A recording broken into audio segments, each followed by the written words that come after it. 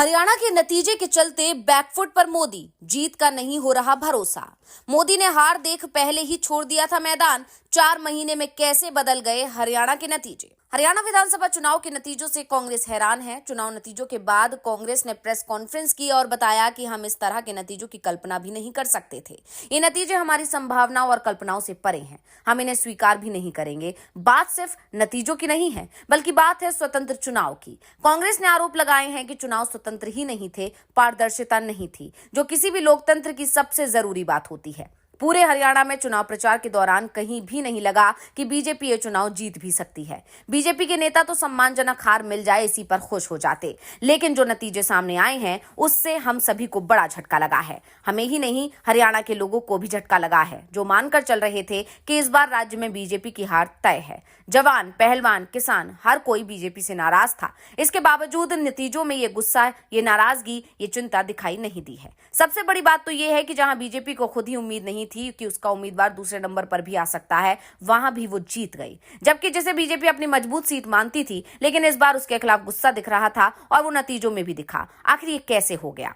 अब जो भी हुआ है, जैसे भी हुआ है, बीजेपी के अंदर कुछ और चल रहा है, क्योंकि बीजेपी के नेता भी मान रहे हैं कि हरियाणा में जो जीत मिली है वो मोदी के नाम पर नहीं मिली है, मोदी की रणनीति पर भी नहीं मिली है। अगर पीएम मोदी को जरा सा भी एहसास होता कि हम हरियाणा जीत रहे हैं, तो मानकर चले कि नरेंद्र मोदी हरियाणा चुनाव में अपनी पूरी ताकत झोंक दी होती। हरियाणा चुनाव में मोदी बार बार रैलियां और रोड शो कर रहे होते। बीजेपी के बैनर पोस्टरों पर नरेंद्र मोदी ही छाए रहते, किसी और को तो जगह ही नहीं मिलती। लेकिन हरियाणा में उल्टा ही दिखाई दिया। मोदी की जगह पूरे चुनाव में संघ मैदान में दिखा। मोदी तो 4 दिन पहले ही हरियाणा से दूर हो गए थे, क्योंकि बीजेपी ही कहने लगी थी कि अब पीएम मोदी को नहीं आना चाहिए, क्योंकि हम लोग तो पहले से ही हार रहे हैं। तो अगर पीएम मोदी हरियाणा आएंगे और उन्हें जीत नहीं मिली, तो फिर इसका नुकसान पीएम मोदी की छवि को हो सकता है। तो इन संभावनाओं के बीच, इन कयासों के बीच आखिर ऐसा क्या हुआ कि हरियाणा में बीजेपी जीत गई? इसी पर हम करेंगे इस रिपोर्ट में बात। तो सबसे पहला सवाल कि क्या हरियाणा चुनाव में धांधली हुई? बीजेपी पर कांग्रेस ने चुनाव नतीजों के बीच बड़े आरोप लगाए हैं। सवाल उठ रहे हैं कि अगर ऐसा कुछ हुआ है तो फिर ये भारतीय लोकतंत्र के लिए काला अध्याय माना जाएगा, और अगर कांग्रेस के आरोप गलत हैं तो फिर उन्हें आत्ममंथन करना चाहिए कि आखिर कैसे एक जीता हुआ चुनाव उसके हाथ से निकल गया, एक जीती हुई बाजी कांग्रेस कैसे हार गई। कांग्रेस और बीजेपी दोनों के लिए ही हरियाणा चुनाव बेहद जरूरी था, क्योंकि लोकसभा चुनाव के बाद ये पहला चुनाव था जिसमें दोनों ने अपनी पूरी ताकत लगा दी थी। बीजेपी को जीत की उम्मीद नहीं थी और कांग्रेस अपने को जीता हुआ मानकर चल रही थी, लेकिन नतीजों से साफ हो गया कि कांग्रेस कहीं चूक गई है। सवाल ये उठ रहे हैं कि आखिर 4 महीनों में हवा कैसे बदल गई। 4 जून को लोकसभा चुनाव के नतीजे सामने आए थे। हरियाणा में बीजेपी बेहाल दिखाई दी थी। 5 सीट हार गई थी लोकसभा की। वोट शेयर में भी इंडिया गठबंधन से पीछे छूट गई थी। बीजेपी और आरएसएस के बीच दूरियां आ गई थी। लेकिन चुनाव नतीजों के बाद बीजेपी को भी समझ में आ गया कि नरेंद्र मोदी के चेहरे पर चुनाव नहीं जीत पाएंगे। सिर्फ नरेंद्र मोदी की लहर अब देश में नहीं रही है। उन्हें सुनने भीड़ भले ही आ जाए, लेकिन वोट डालने उनके चेहरे पर नहीं आएगी।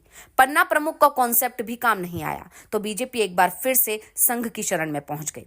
संघ के बुलावे पर जेपी नड्डा मोहन भागवत से मिलने पहुंच गए। हरियाणा के नतीजे देखकर लगता है कि शायद तभी से बाजी पलटना शुरू हो गई थी। लोकसभा चुनाव में नड्डा ने जो भी कुछ कहा था उसके लिए संघ से क्षमा मांग ली थी, और उसके बाद हरियाणा के साथ जम्मू कश्मीर चुनाव की रणनीति पर संघ के साथ मिलकर काम शुरू हो गया। आरएसएस ने कई शर्तें बीजेपी के सामने रख दी, जिसे बीजेपी हाईकमान ने आंख बंद कर स्वीकार कर लिया, क्योंकि उनके पास कोई और रास्ता ही नहीं बचा था। दरअसल हरियाणा में जीत की उम्मीद तो बीजेपी को भी नहीं थी, और ना ही जम्मू कश्मीर में अच्छे नतीजों की उसे उम्मीद थी। ऐसे में जो भी संघ ने कहा उसे स्वीकार करने में उसे परेशानी भी नहीं थी, क्योंकि हार मिलने पर बीजेपी संघ को ही कटघरे में खड़ा करने की तैयारी में थी। लेकिन अब वो खुद ही हैरान दिखाई दे रही है। दरअसल मोदी शाह के साथ पूरी बीजेपी को हरियाणा चुनाव जीतने की उम्मीद नहीं दिख रही थी, इसलिए हरियाणा में आरएसएस को पूरा चुनाव मैनेजमेंट संभालने का जिम्मा दे दिया गया। मोहन भागवत जो चाहते थे वो उन्हें दिया गया। इसके बाद संघ ने हरियाणा में अपनी पूरी ताकत झोंक दी। जम्मू कश्मीर के लिए भी रणनीति बनाई गई। बीजेपी से संघ में वापस भेजे गए राम माधव को एक बार फिर से बीजेपी में भेजा गया। उन्हें जम्मू कश्मीर का प्रभारी बना दिया गया। तो हरियाणा में भी संघ जमीनी स्थिति संभालने में जुट गया।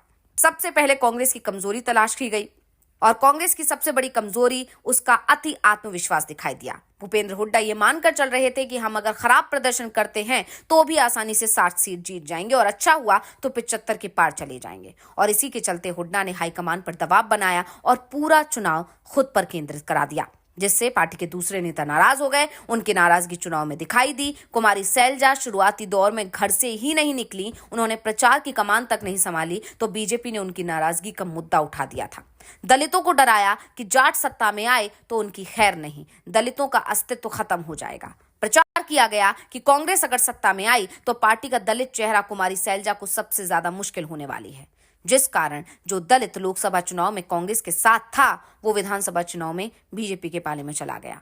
दूसरी तरफ संघ ने जमीनी स्तर पर जबरदस्त मेहनत की। 4 महीने में ही संघ ने छोटी छोटी लगभग 16,000 से ज्यादा सभाएं की, यानी एक विधानसभा सीट पर करीब 180 से ज्यादा सभाएं की गई, यानी 1000 आबादी पर एक सभा का टारगेट फिक्स किया गया था, जिसे हासिल भी किया गया। संघ की सिफारिश पर टिकट बांटे गए और जब नतीजे सामने आए तो बीजेपी के नेता भी शुरुआत में कुछ नहीं बोल पा रहे थे। वो खुद सदमे में दिख रहे थे कि आखिर ये हो क्या गया है।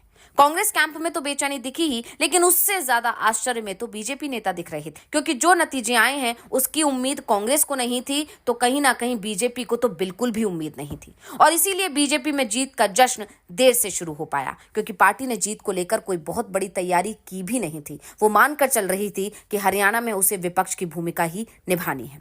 तो हरियाणा चुनाव नतीजों के बाद बीजेपी पर अब संघ का दबाव बढ़ने की पूरी संभावना दिखाई दे रही है।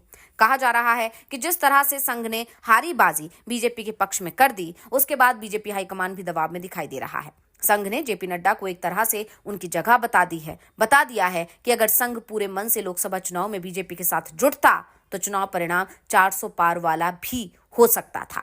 लेकिन बीजेपी नेताओं के अहंकार और संघ को दुत्कारने की रणनीति के चलते उसका हाल 240 वाला हो गया। को भी हरियाणा चुनाव के नतीजों ने खुश तो किया है, लेकिन हाईकमान को बैकफुट पर धकेल दिया है।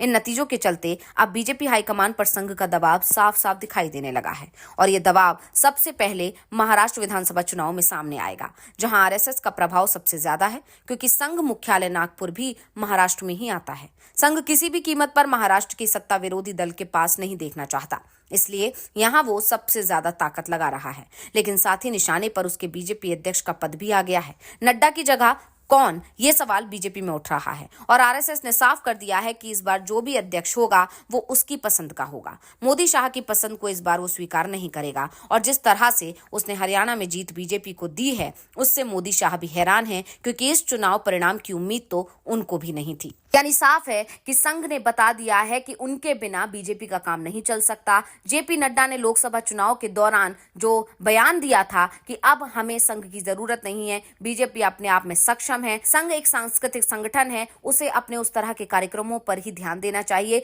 बीजेपी अपना काम देख लेगी, बीजेपी अपने बलबूते चुनाव लड़ सकती है और जीत भी सकती है। लोकसभा चुनाव में जेपी नड्डा के उस बयान का पूरी बीजेपी को नुकसान भुगतना पड़ा, लेकिन अब जब संघ के पास नतमस्तक हुआ बीजेपी, तो बीजेपी आलाकमान को संघ ने अपनी ताकत का एहसास भी करा दिया है।